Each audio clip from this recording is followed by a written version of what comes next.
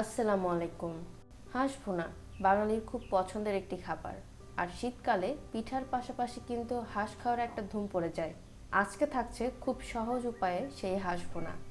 হাতে মাত্র 1 ঘন্টা সময় থাকলেই তৈরি করে নিতে পারবেন আপনিও। তো চলুন দেরি না করে শুরু করা যাক আমাদের আজকের ভিডিও।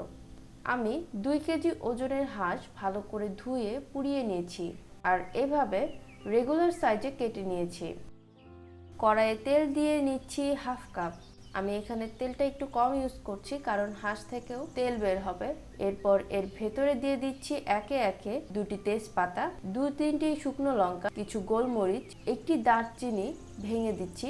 সাথে আরও আছে গরম মশলা 2টি, সাদা এলাচ 2টি আর 2-3টা লবঙ্গ দিয়ে হালকা করে ভেজে নিব যাতে একটা সুন্দর গন্ধ বের হয়। কিছু সময় ভাজার পর দিয়ে দিচ্ছি হাফ কাপ পরিমাণে পেঁয়াজ,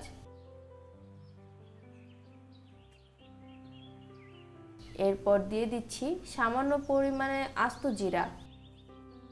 তারপর বেশ কিছুক্ষণ ভেজে হালকা ব্রাউন কালার করে নিব। এরপর দিয়ে দিব 1 চা চামচ আদা বাটা, 1 চা চামচ পেঁয়াজ বাটা, 1 চা চামচ রসুন বাটা দিয়ে হালকা আঁচে কিছু সময় ভেজে নিব।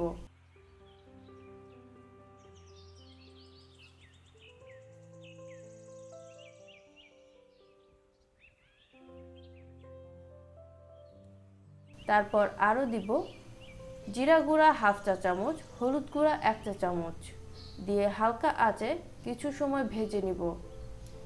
এর মধ্যে দিয়ে দিব মরিচের গুঁড়া 1 চা চামচ, ধনিয়া গুঁড়া 1 চা চামচ দিয়ে হাফ কাপ পানি দিয়ে মশলা কষিয়ে নিব 5 মিনিট। আপনি এখানে মশলাটা যত সময় ধরে কষাবেন আপনার হাঁস খেতে ততই মজা লাগবে। পানি দিয়ে মশলা কষিয়ে নিব 5 মিনিট। পানি দিলাম যাতে মশলা পুড়ে না যায়। মশলা যত ভালো করে কষানো হবে হাঁসের মাংস খেতে ততই মজা লাগবে। এরপর অ্যাড করছি হাঁসের মাংস।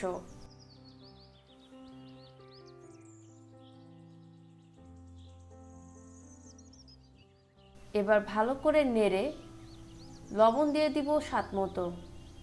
তারপর ঢাকনা দিয়ে ঢেকে রান্না করব 10 মিনিট। মাঝে মাঝে আমি নেড়ে চেক করে নিয়েছি যে হাঁসের মাংস সিদ্ধ হয়েছে কিনা। মাংস থেকে যথেষ্ট পরিমাণে তেল বের হয়েছে এবং মাংস সিদ্ধ হয়ে গিয়েছে।